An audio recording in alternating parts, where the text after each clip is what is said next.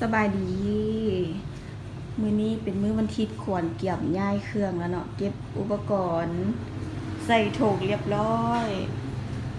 อันนี้กระถงมีแต่ถุงเครื่องเบิดแกะออกเบิดละสิได้หนีจากห้างนี่ละโอ้ยเลิศบ่ผู้ใดสะดวกผู้ใดวางมาขนเครื่องใส่ขวดนี่เด้อเก็บเบิดละตู้ที่อีหยังอันนี้ยังเทื่อยังบ่ได้ตัวนี้ยังบ่ได้เก็บเทื่อหากก็กินข้าวเช้าแล้ววันอาทิตย์เป็นวันอาทิตย์เมื่อเนาะอันนี้กำลังเบิ่งนะทุกคนมีขี้หนูหลายอยู่ฮะนี่เนี่ยมีเบิดเลยขี้หนูเก็บอันนี้ก็ยังไม่ได้เก็บเครื่องมันยังหลายเพราะเนาะพวกจอพวกแบตเครื่องหลายแฮง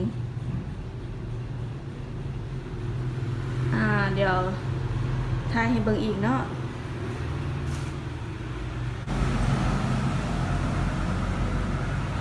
สบายดีมื้อใหม่วันนี้ก็เป็นวันจันทร์เนาะขวัญได้ย้ายห้านมาละเรียบร้อยกำลังจะแจงก็ยังบ่เป็นทีเป็นทางยังบ่เข้าทีเข้าทางปานใดดอกทีนี้ก็โตอยู่ที่5แยกกัวหลวงเลยเด้อผู้ใดไกลไปไกลมาก็แวะมาอุดหนุนขวัญได้เนาะห้านขวัญแต่งโทรศัพท์แล้วก็ขายน้ำคือที่เห็นนี่แหละยังบ่เข้าที่เข้าทางอันนี้ก็อีกมุมหนึ่งเนาะ อีกมุมหนึ่งยังบ่แล้วเทื่ออันนี้ก็ยังสิติดแก้วอยู่ตัวนี้ก็ได้มันสิติดแก้วแล้วก็สิเจาะใส่ปลั๊กไฟอีกอยู่บนนั้นเดี๋ยว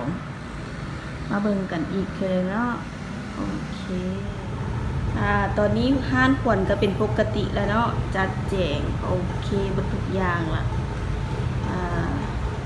รถก็สิจอดอยู่ไหนคือเก่าแต่ก็เพื่อให้บริการแล้วเนาะมาใช้บริการได้เด้อขอบใจบ๊ายบาย